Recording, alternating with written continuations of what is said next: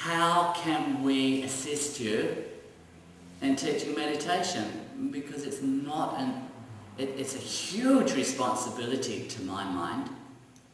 More than teaching yoga, it's the fruit of yoga. It's the end of the class. The whole class, to me, is to prepare people to relax so that they can begin to meditate. Does anyone get Time magazine? Yeah. Next Monday, tomorrow, do you know what? Front cover, meditation. Meditation in America, I think it's. There was one a couple of weeks ago. Yeah, that was it. Yeah. On meditation? Yeah, it was on the net this morning, you said. Well, that's been out for a while. Quite a while. Yeah. A Did couple it of have months a ago. picture of Heather Graham on the front? Yeah, it's been out. Who's Heather Graham? She's an actor, I don't know. blonde haired in a dress. I don't know. It was on the net this morning, so I just saw it. How wonderful. No, it was a front cover. Yeah. And we have spent, today then I'd like to discuss a little bit about meditation. Isn't that nice? Another time I went with the ABBA to a public... That's off now, sorry. to a public meeting, a public talk. Who was I telling about this? One of the last couple of days. And it was Padmani. And sat there, above the members of the public.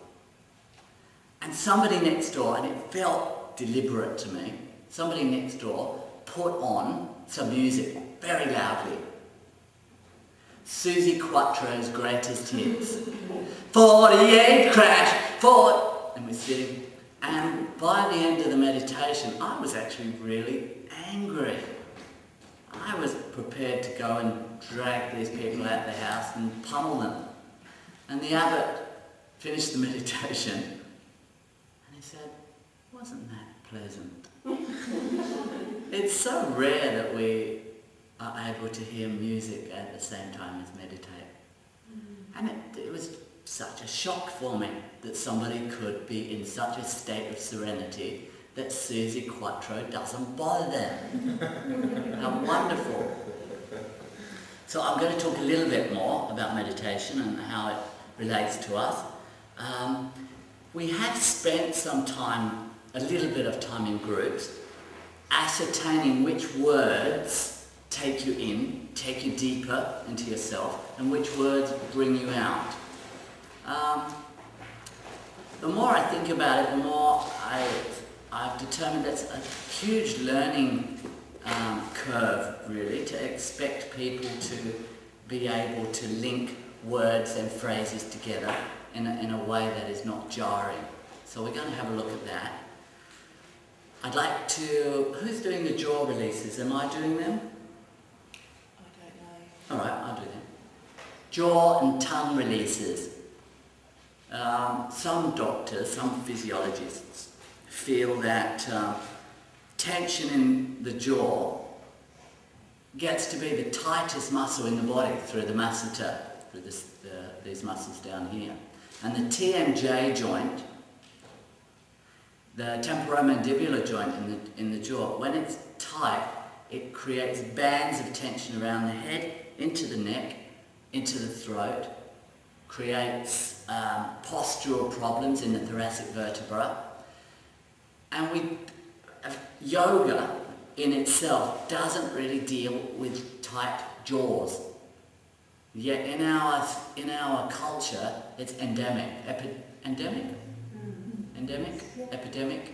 A bit of both, really.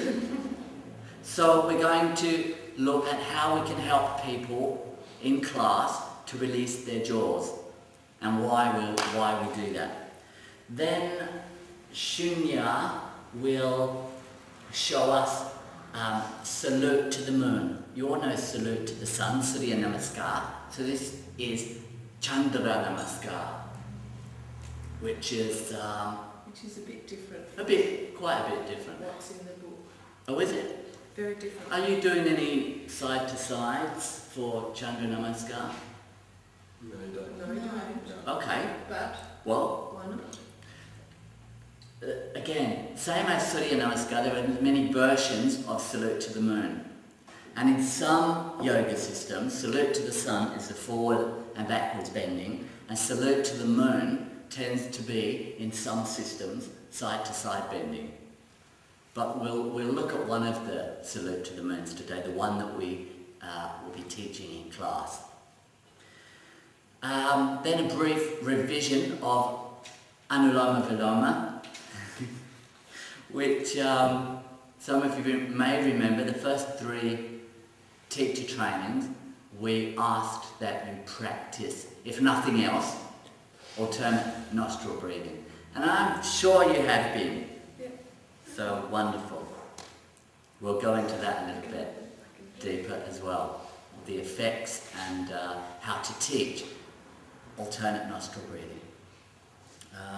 We'll look at something that isn't really down here, but something that I'd like to go into a little bit, is what to say when people say in class, I've got this, I've got that, this hurts, that is stuck.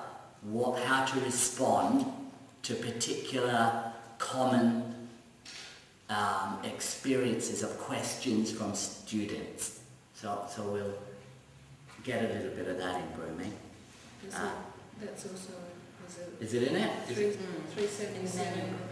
Yeah, page 37. So we'll probably just review the manual. Then we'll have a lunch break. No, we won't. We'll have Brumi talking about the thyroid. And are you going to talk about parathyroid or just thyroid? Briefly, parathyroid. All right. Bit of parathyroid and thyroid. So this endocrine gland here, its effect on our bodies and our students' bodies, and what we can do to assist deficiencies in the thyroid. So I guess we'll be doing a little bit of Ujjayi awareness. We're going to look at minerals and vitamins. Oh, we're not doing it from yoga. Because we've already talked about the yoga. We did. So You're right. to recap, we You're just right. very few points we'd like to make. Okay, so we're looking at a more medical point of view today. Then we'll have a lunch break, and then this afternoon we're going to get